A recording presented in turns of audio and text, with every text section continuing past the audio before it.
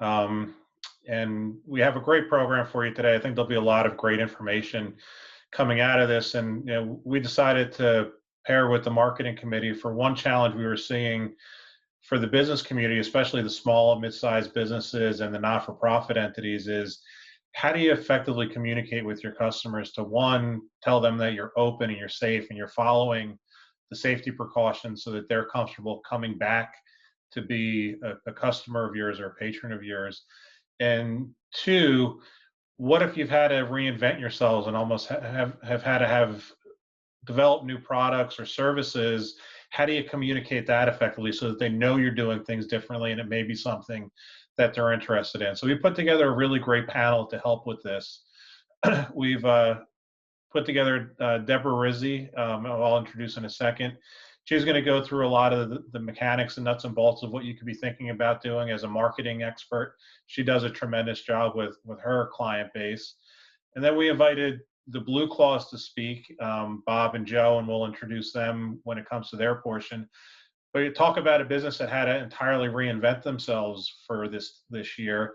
They went from not having a product at all since minor league baseball was shut down, and they've had to do things differently, and they've done a tremendous job staying in touch and communication with their fan base and their customers. So we're going to hear a little bit about how they've done it and how they've communicated what they're doing, both from a safety perspective and also from what's new and different that they've been doing. And then we want to get a smaller business perspective also. So we asked Tanya to join us and talk to us about how they've been moving forward in marketing.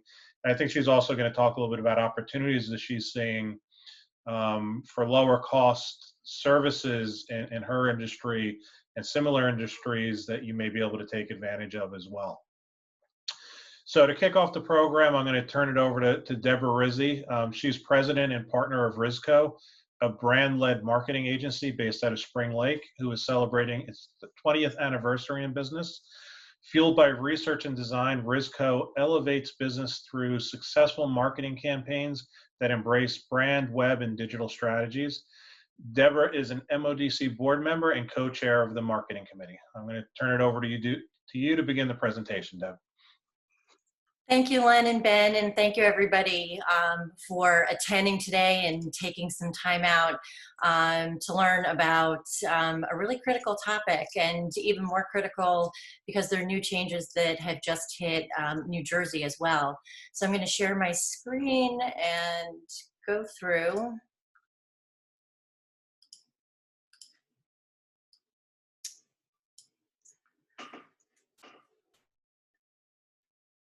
Okay, so here we are. We are open for business and safe, and my goal is to give you the current climate and the tools on how to market.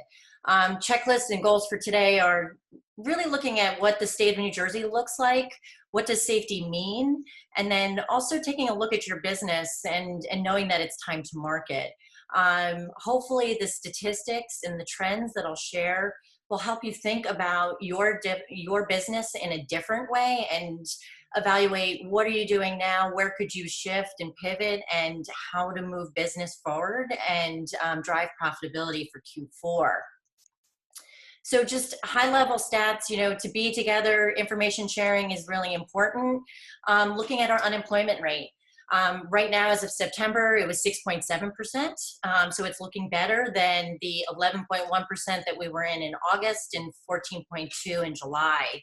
As far as business assistance is concerned, I'm hoping that many of you have taken advantage of this. The NJEDA opened up its phase 3 COVID-19 grant program.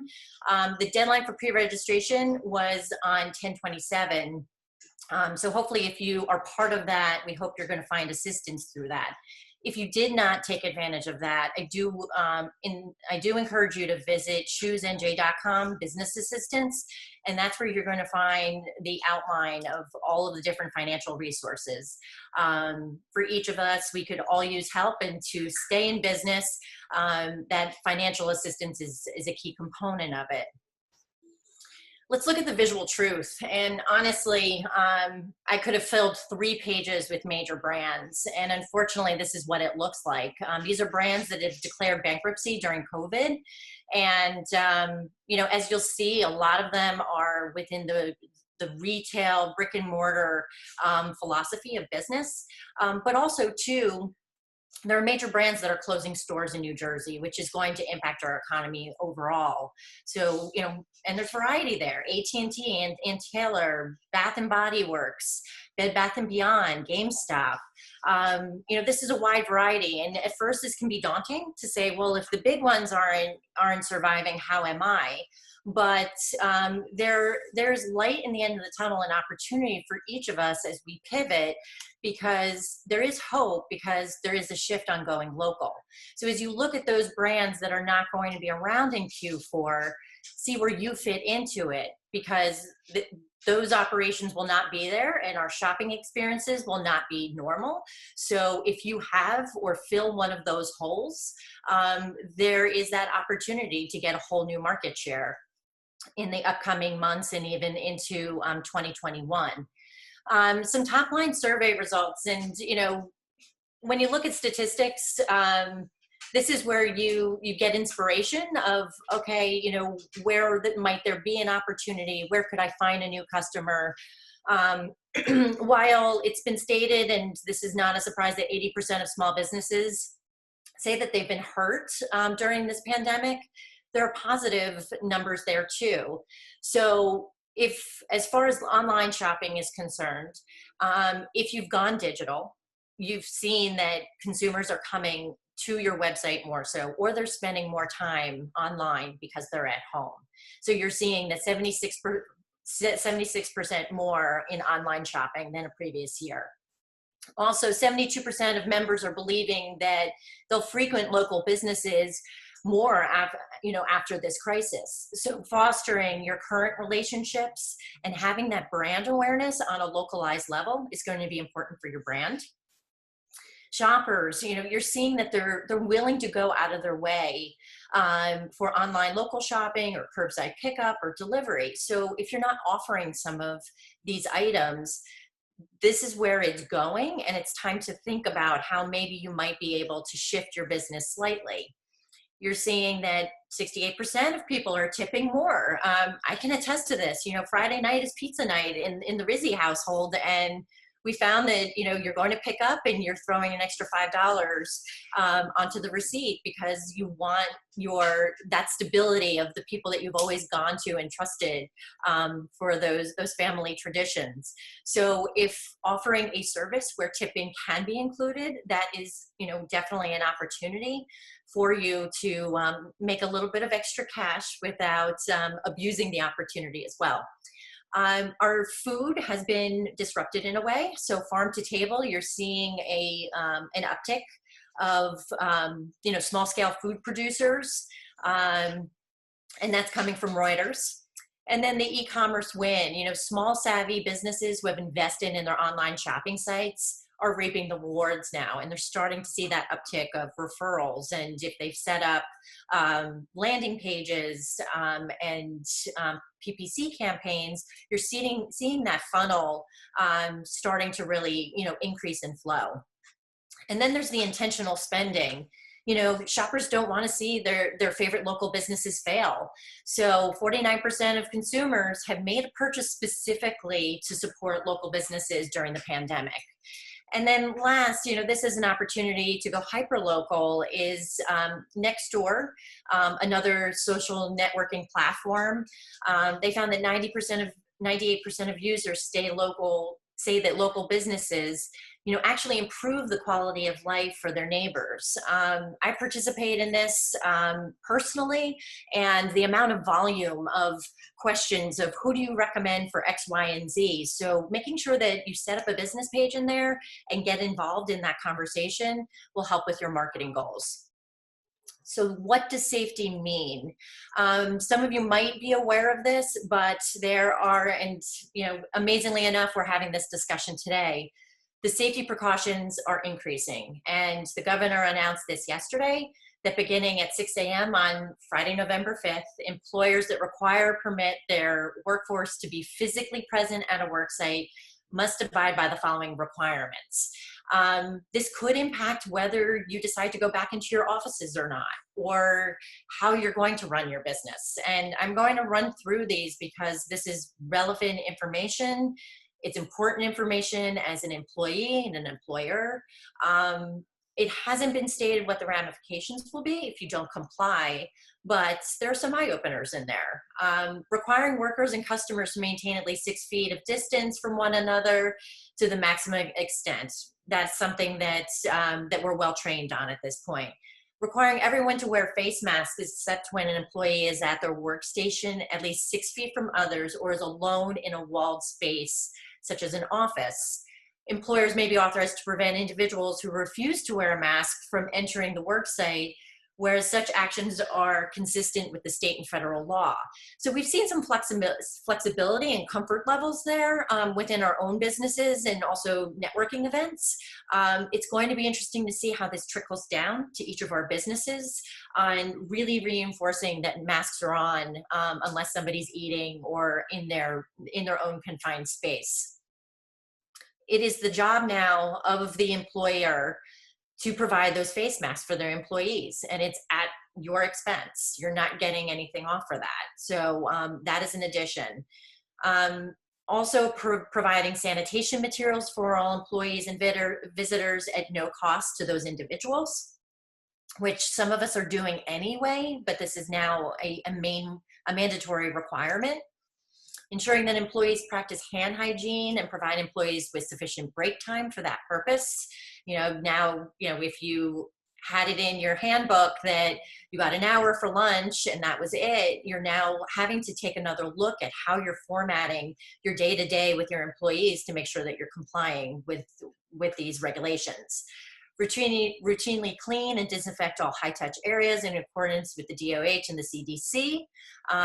Cleaning, that is an uptick. So those are things that we're going to have to think about. Prior to each shift, conduct daily health checks such as temperature screenings, visual symptom checking, self-assessment checklists, and or health questionnaires consistent with CDC guidelines. And then also not allowing sick employees to enter the workplace and follow requirements of applicable leave laws, which we do have that in place. But then also making sure that you're always promptly notifying employees of any known exposure to COVID at the work site. So this is going into effect, reinforced November 5th at 6 a.m. So now let's look at your marketing plan. And before you can really go out to market, and if you have your safety requirements in place or you're looking to make some shifts, you really have to set your strategy first. What are your goals? What kind of growth do you want to see? How will these safety measures help you attract attract and gain the confidence of a new customer? And you need to be prepared to tell your story. So you need to ask yourself these questions. Where are you getting your business from? The answer to that might be very different from 1 to 6 months ago, when before the pandemic actually hit. Who's the person that you're selling to, and has it shifted? Our older demographic is a little bit more cautious and they're not going out as much. So you're seeing that you need to shift to a younger demographic. How do they want to communicate with you? So if you've seen this shift in the type of person you're going after, you might have to start thinking about, well, are they on social media more? Or do they prefer texting versus the phone call or direct mail that another customer would have preferred in the beginning? What do they value right now? And let's just think about the past 6 months. Think about toilet paper, hand sanitizer, and masks. Toilet paper was a hot commodity just a little while ago. Also, too, just in our lifestyle, we talk about spring break and vacations, and now it's, all right, what kind of home improvement do I want to do to make my living environment, my day-to-day living environment a little bit more comfortable? So by looking at the value that you're going to provide to your end user, it's going to change the way that you're talking to that customer.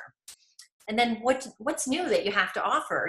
Is it online ordering? Is it door-to-door delivery, curbside pickup? Have you created a whole new product diversification that didn't exist before and you now need to re-educate your customer? How has your process changed? Is it the same hours? Are there morning hours that are for a certain demographic and then other hours for another demographic? I mean, we've seen that just in food stores. Do you have to make a reservation or you're not taking reservations? What is your capacity structure? How many people are you allowed to let in at a certain time? And, as it's getting colder, if you're at 25% capacity, are you going to have a line outside? And people need to be prepared to be bundled up, as an example. How has that customer experience changed for them? Are they going to be seeing plexiglass walls? How is social distancing impact the overall experience?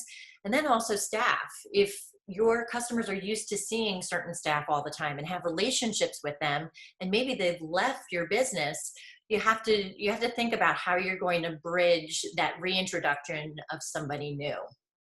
And if you can't answer these questions, what do you do? Number one, review your analytics. You should have Google Analytics on the back end of your website. Look at your traffic patterns and compare from Q1 to Q2 to Q3. And also, if you're engaged in social media, you get a lot of demographic information there as far as times to be posting and who's coming and who's visiting and engaging with you. Rely on your networks, especially here today. Our MODC membership is super strong, and it's a time that you can create your own strategic alliances and really, rely on those other members to ask questions of what are they doing and what are they seeing in the marketplace. Another step is to survey your existing customers, get some up-to-date information about how they're feeling and what their needs are. And then also is to review your competition. And I'm going to jump into that a little bit more. How do they look? How do they sound? Where do you overlap in your marketing efforts? What services do they offer that you don't? Especially when we're talking about safety, security, and those touch points, it's okay to beg, borrow, and steal and make it your own. So take that, look at it, and then find your own competitive advantage and apply that to what your marketing plan is going to look like. So we want you to prepare. So you have to develop your marketing materials up front, and studies show that you need 7 to 8 touch points with a customer in order to convert them. And it's different depending upon every demographic, but these are some of the things that you should be considering and looking at, especially when you've identified who you're going to be speaking to. Your website. What are the safety changes? Make sure that those important announcements are on your homepage, and then prepare a blog that is specifically about how things have changed and what your safety measures are. Typically, you would back that up then with an email and social media. Use your social media as a tool. It's free. People are using it now to find, okay, what's the latest, what is the coffee of the day, or is there a coupon, or what is something that is shifted within a business? Because as each one of these new changes comes out, it's not as easy to go in and change a website on the fly. Social media is where a lot of customers are going to get their day-to-day updates. Use email as a tool. Use this time to clean up your lists, purchase lists. We have a member that's Focus USA, where we've met through MODC, and that's where we've purchased our list from. And then also use your MODC membership. You have access to that email list to expand your network automatically. Going back to the basics, using drop cards and inserts, especially if you have a curbside pickup or a delivery service, you're not getting that one-on-one interaction anymore to talk to somebody, to tell them about an upcoming sale or a rewards program that you've put into place. So thinking about those, small items that give an outline of, okay, these are our safety precautions, and then also giving them some kind of offer. Think about a texting platform. That is a direct way to get any up-to-date information in front of your end users. And I've included an example that I really liked from Tommy Hilfiger, really showcasing, we're all in it together, and this is how we're keeping everybody safe. And it's a nice visual graphic that talks about all the safety requirements and how they are approaching it and keeping their customers safe. Then we move on to some additional items. You know, you have branded wipes and sanitizers and masks. You know, you're going to be handing out these products and now we're required. Make sure your logo is on them. And MODC has lots of vendors that will support you on that effort as well. Make sure that your signage and your wayfinding are up to date. You know, what is that user experience? And to the photo on the right, you know, okay, we're open, but you have to social distance. And then what is the traffic flow? So you have to think through what your signage, not only that you're open for business, but what are those other safety touch points of getting somebody through your space, or what are the new safety requirements if somebody makes a cup of coffee in the kitchen, and do they have to clean it? So thinking that through and making sure that your spaces are prepared. Look at your paid advertising, whether it's print or pay-per-click. We did see a huge shift during COVID that Facebook spending was going a lot further on a lower rate. And especially if you're trying to hit that localized market, it's a great way to boost a post or be able to deliver that ad directly to your target market. Think about an ambassador program. Who is that best customer that's always cheering you on? Or even more so, if you're part of the next door network, how many more of your neighbors can funnel your brand or questions into those networks? An ambassador program is a very low, very cost-effective way to get other people talking about your brand and extending it out to the external community. And then last but not least is video. You know, really developing a video, and it does not need to be high end. Our phones are amazing at telling stories and allowing that to be shared. And sometimes the most impactful ones are the business owners who just casually get on and tell their story. This is where we are. This is how we've adapted. This is what we are offering now. And these are the touch points that you are now going to experience when you come to our space. Some of the best ones that I've seen is when they actually walk through and have, you know, a fake customer come up to the front door and show your space from the outside to the inside, and what does it look and feel like, and what are those safety requirements that you've put into place so that when they do come in, there are no surprises. They know exactly what to do.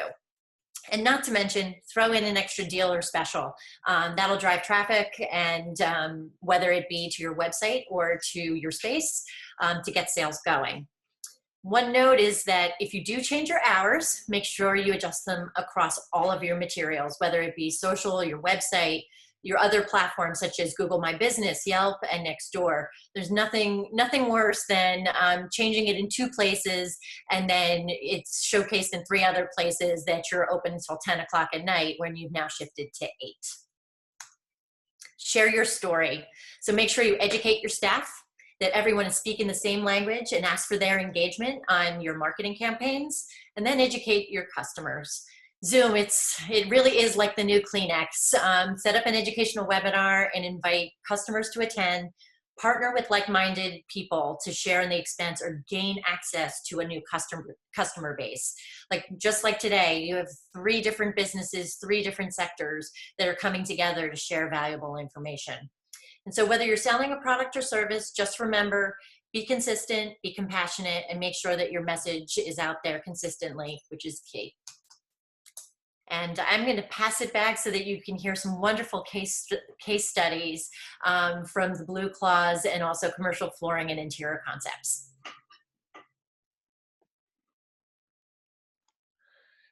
Thank you, Deb. I appreciate it. A great presentation. So we're going to turn it over to our friends at the Jersey Shore Blue Claws. Love the new branding, by the way. I've been looking at it, and I think it's phenomenal. And we're fortunate to have with us 2 members of their team. Joe Raschuti, who is president and general manager of the Blue Claws. He joined them in 2017. Prior to that, Joe was the president of the Staten Island Yankees from 2007 through 2011 and was recognized by Ballpark Digest as the minor league executive of the year in 2008.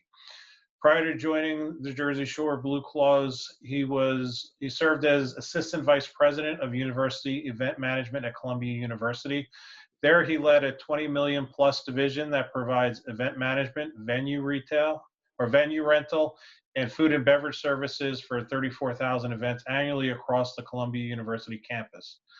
Joe oversaw a staff of 150 full-time and 250 part-time employees, and the business grew significantly in his 6 years at Columbia. Also with us from the Blue Claws is Bob McLean. Bob joined the Blue Claws front office as Senior Vice President of Tickets Sales and Service in September of 2018 after a long stint with the Yankees AAA affiliate in Northeast Pennsylvania. His relationship with Shoretown Baseball is what drew him to the new opportunity and the possibility to bring his family to the Jersey Shore and the amazing local communities that make up the region, which was a perfect fit for Bob and his family, his wife Amy and his daughters Charlotte, Lucy, and Stella. They all now reside in Brick, New Jersey.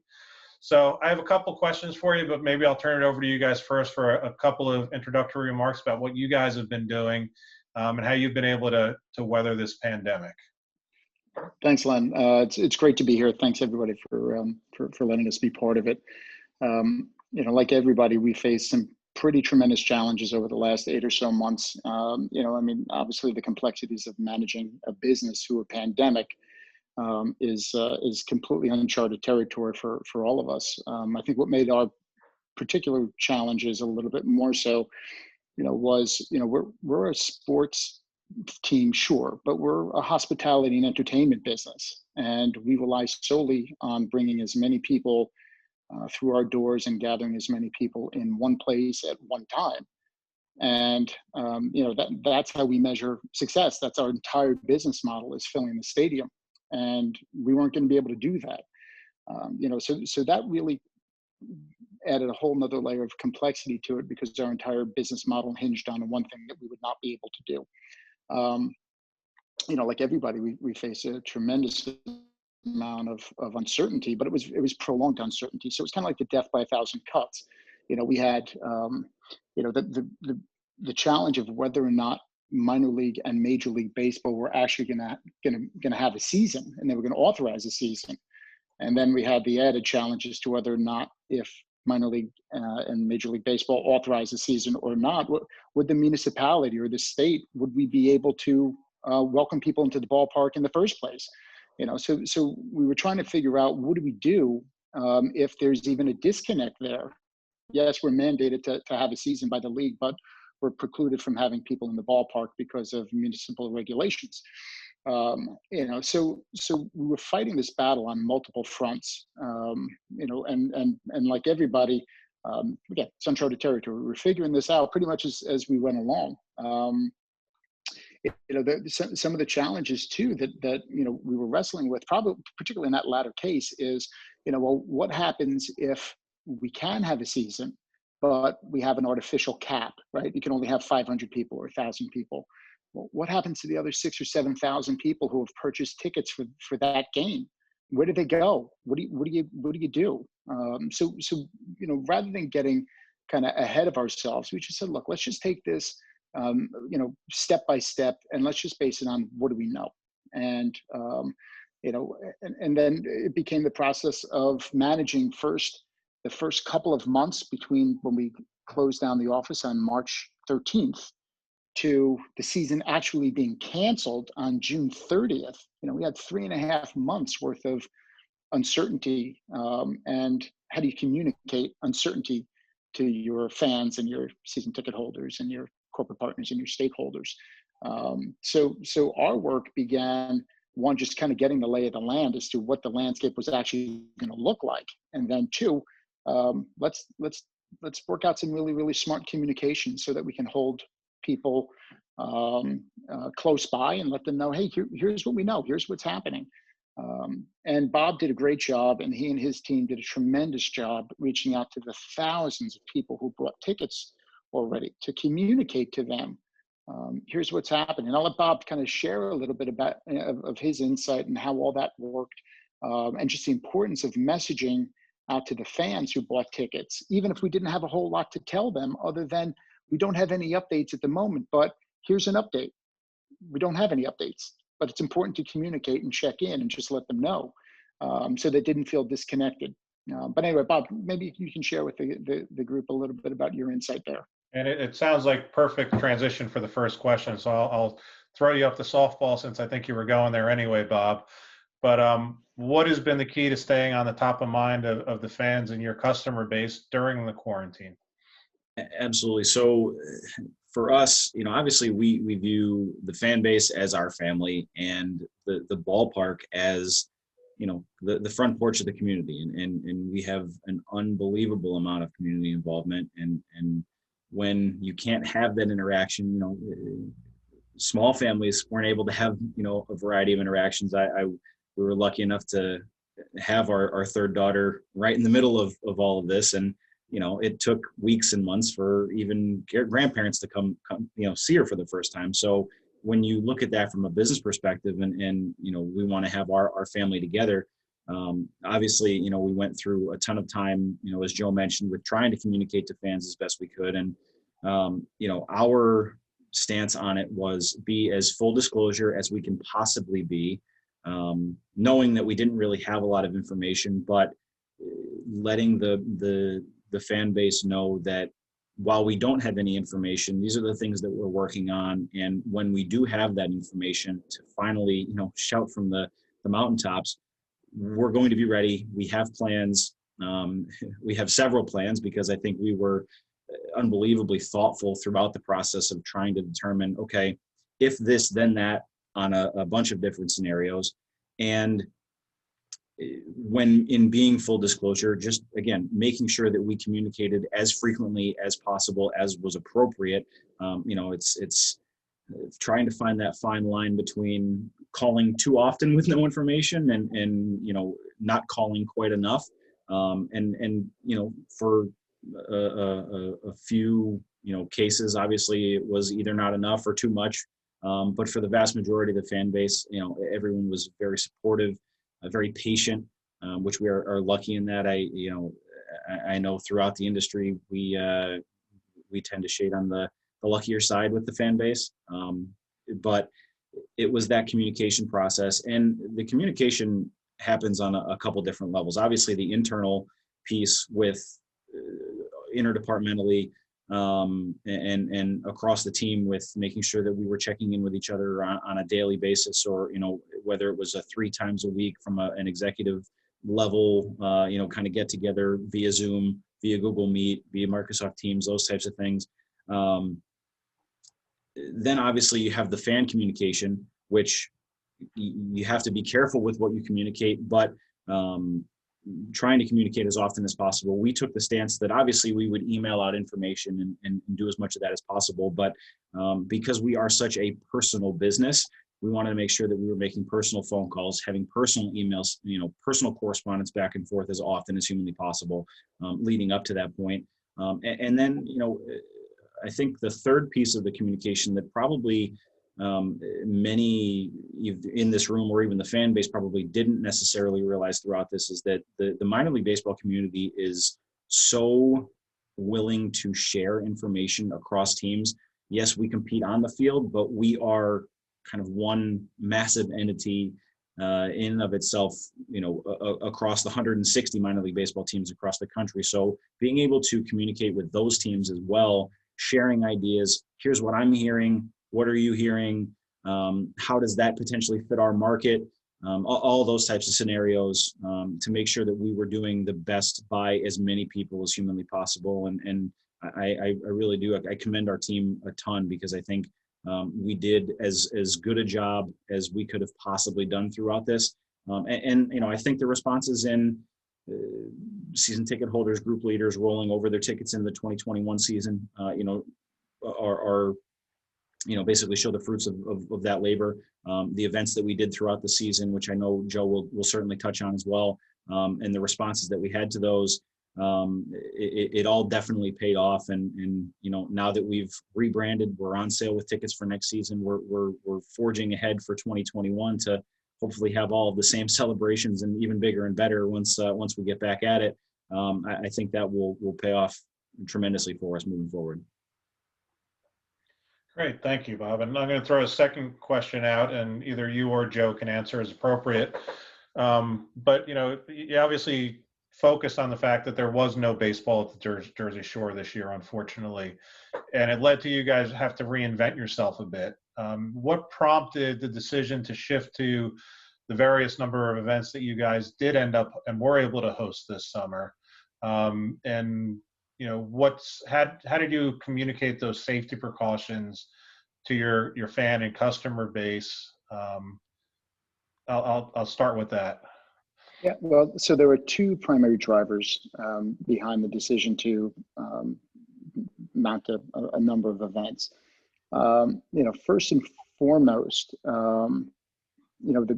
the Blue Cross, we play a very particular role in the community, right? And under normal circumstances, we're a place where people can come in mass and gather and be together. And that's what we do. We're kind of we're part of just building communities and giving people an opportunity just to be together and experiencing something as communities. And to us, it's a very, very important role, and that's what most minor league baseball teams are to their communities, and we're certainly that with Mom and Ocean counties.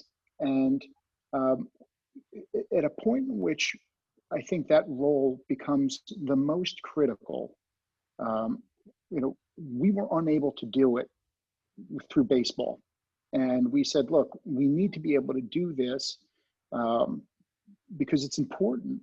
It's important work. It's not sure. It's not first responder level of important work. We kind of look at what we do as kind of like last responders, right? When all the people have come in and have done all the important stuff and keeping us healthy and keeping our store shelves stocked and all that absolutely critical work, we come in kind of as last responders, and we help give the community an opportunity to get together again and be a little bit of an oasis to where, and we've always felt this, when you walk through our gates, it's a little bit of a reprieve from the real world. The real world stays outside. And here is that one circumstance where the real world came inside and in a big way and almost prevented us from being able to welcome fans back. And we said, look, let's just figure out what can we do given the parameters we have to work with. If it's 500 people for an outdoor gathering, what could we do that we can safely bring 500 people together and give them an opportunity to get out of their house and be together again with their friends and their family. And we decided on a slate of events that were very, very family friendly and very, again, family centric, that we can welcome 500 people at a time and do so in a very, very safe way. So we did a number of fireworks nights. We did a number of film series or film events. And again, we also designed, as an aside, we designed the infrastructure for graduations because we knew that there was going to be, thousands and thousands of high school kids who were going to be, kind of deprived the opportunity to walk for a live in-person graduation. And, in my past experience, I've done quite a number of graduations at Columbia. So I said, look, let's put some of that to work and see if we can't design an infrastructure and then reach out to superintendents to say, if in the event you feel comfortable with a live in-person graduation for your students, we're here. Just let us know and we'll happily host it, and we'll host it in a socially distant way and make it safe for everybody. But let's give the community the opportunity to gather in whatever way is possible so that we can start kind of putting the connections of community back together again. So we did a number of those events, and that was the primary driver. The secondary piece of that too was we knew, look, you simply can't go 2 years without fan engagement. People will find other things to do, and particularly in an atmosphere where everybody's now kind of sheltered in their own homes, staying home becomes a very, very valid option, and that is a challenge that would extend into the subsequent seasons.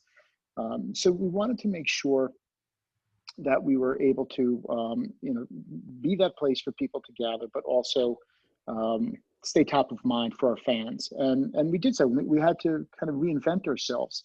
When Bob and I, under any ordinary circumstances over the summer, we're on the concourse high-fiving when we've got, 5,000 or 7,000 people in the ballpark. Here we are. We're high-fiving at 500 people. And that's fine, just because the size and the scope of what we do changed. It's not 5,000 people. It's not 10,000 people. It's 500 people.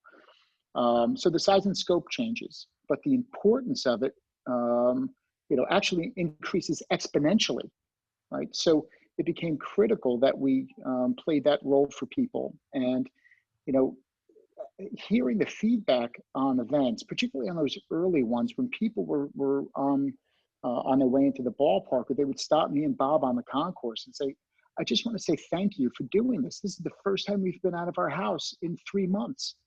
And so I mean, we were very, very honored that you know, one of our fireworks nights or a film night was the opportunity that they chose to come out of their house and kind of be out in public again.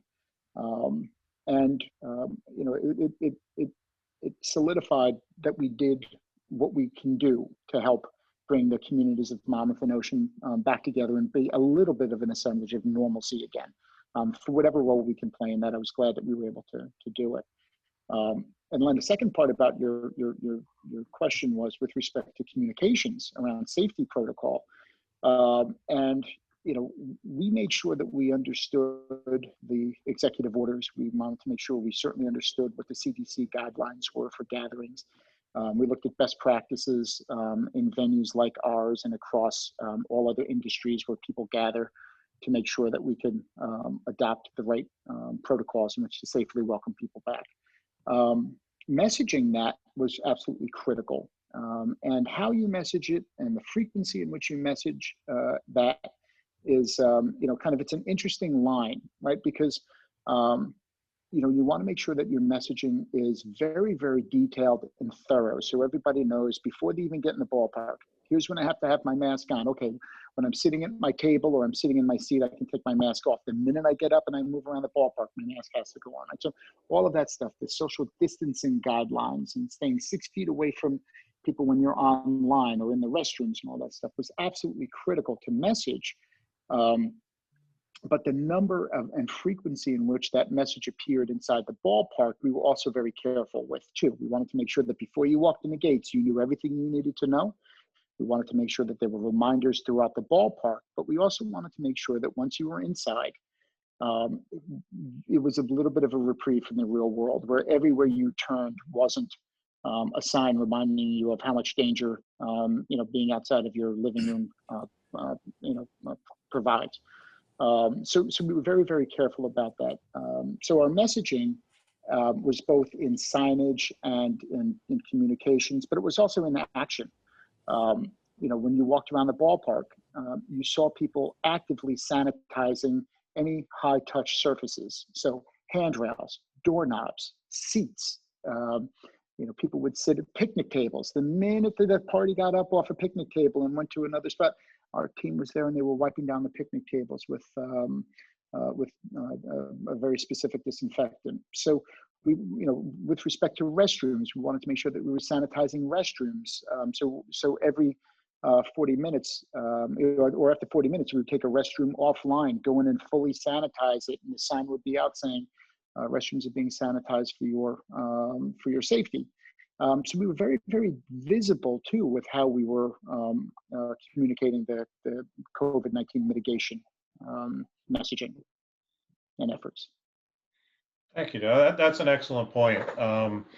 Where I think a lot of business owners and not-for-profit organizations can embrace that message, where not only are you doing this stuff and you're telling people you're doing it, but actually demonstrating that it's happening while your customers are physically at your location will help them to get more comfortable that you are actually taking those steps, and hopefully will help them to be comfortable to come back or encourage others to come visit your business or not-for-profit or whatever happens to be that you're running at the time. So I think that's a very important note as well.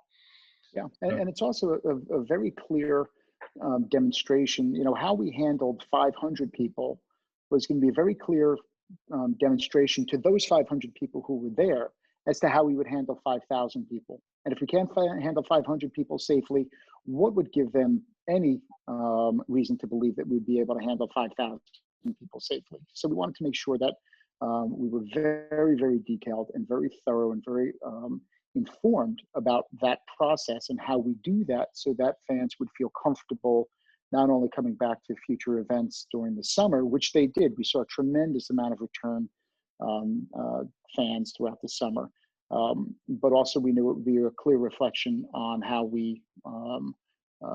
seriously we would be taken welcoming fans back for the 2021 season. So we had a very long-term view of this with respect to the messaging that we would be sending fans based on how we communicated and how we handled the events over the summer. Great. Thank you both, Joe and Bob. We appreciate you sharing the Blue Claw story and what you guys have done throughout this. And I think everyone on the webinar should have a few takeaways from what you both shared with us today. Thank you very much. Thank you. Thank you for having us. Good. And I'm now going to turn your attention to our final speaker for the day, Tanya Montgomery from Commercial Flooring and Interior Concepts. Tanya is with CFIC as an estimator and account manager. She has 30 years of experience in the flooring industry. During 20 of those, she has had her own business designing and building one kind of custom sculpted rugs. After graduating from the Art Institute of Fort Lauderdale, she got her start in making custom sculptured carpets and worked at Hatteras Yachts. She is an award-winning photographer and volunteers with the American Cancer Society and is part of MODC's marketing committee.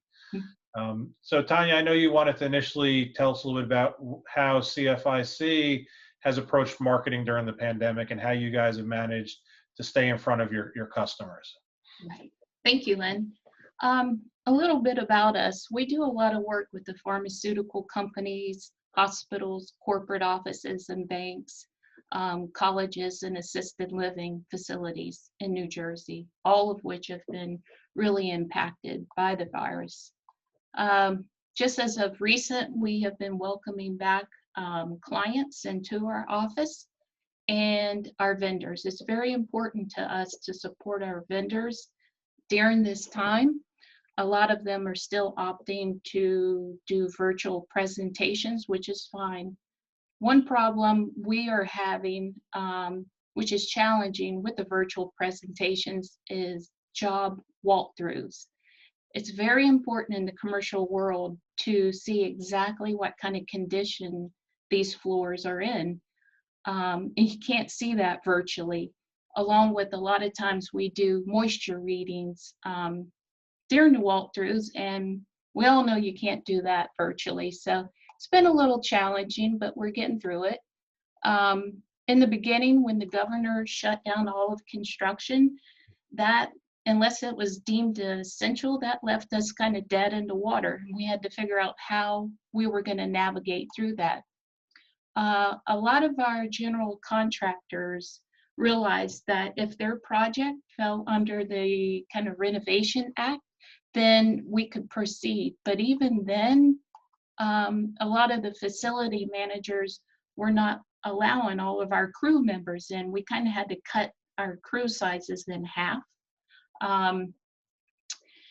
which kind of delayed our jobs, but it was okay because all the employees were home and, you know, the public wasn't coming into these facilities. But you had to commend the facility managers for protecting the employees that were there. We still have not been allowed back into all of the assisted living facilities, which is tough because that is a big part of our business. Our crews follow all the safety guidelines, and our marketing team put together a pre-task plan for us in which we give all the office managers that information of who is entering their building, just to show them that we are taking this seriously. Even before COVID, between the pharmaceutical companies and the hospitals, we have always had to follow some very strict guidelines to perform work in their facilities, so we're kind of used to it. As far as pivoting goes, we have concentrated probably 95% of our marketing into our cleaning and maintenance division. A lot of people do not know that we offer that. And now more than ever is the time to establish a cleaning program. Hot water extraction and sanitizing your floors helps prevent, you know, the spread of viruses and reduce bacteria. It also gives the reassurance that your facility is clean and exhibits a healthier working environment. I don't know about you, but I really like when I walk in somewhere right now and I see the building being cleaned, even during, you know, regular working hours. It gives me a sense of security. A lot of people forget how important it is to clean your floors, believe it or not. And it's a maintenance program for your carpets is so important because it helps, you know, pull out all of the old oil, dirt, and grime that is in there. It's kind of like we all schedule appointments for our cars to change the oil to help maintain that engine and give it a long life. The same goes for your floors. If you do not remove that old dirt and grime from there, it'll eventually break down those fibers in your investment. So that has been a huge thing we have been doing, is really promoting our maintenance programs, especially now.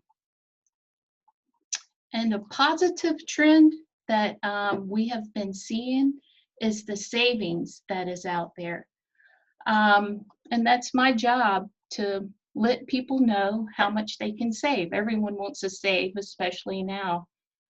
In the commercial flooring world, so much of our work has to be performed after hours or on the weekend, which is very costly.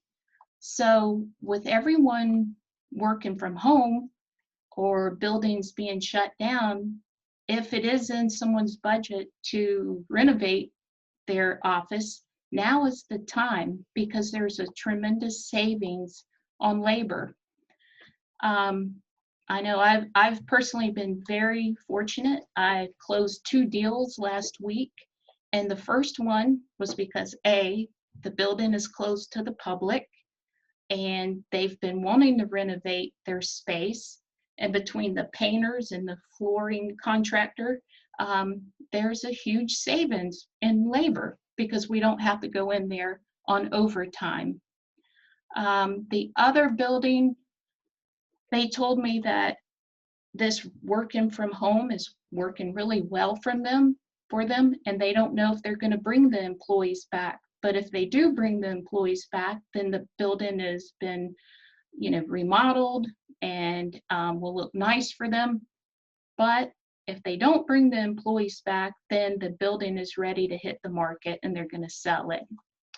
The other thing is that the manufacturers are passing on some incredible deals right now, which again helps save money. So between the cleaning programs and the savings that are out there, now is a great time to, you know, get these projects done. So that's what we're seeing in our world, and how we've been pivoting between promoting the cleaning and the savings. So that's what's happening in our world.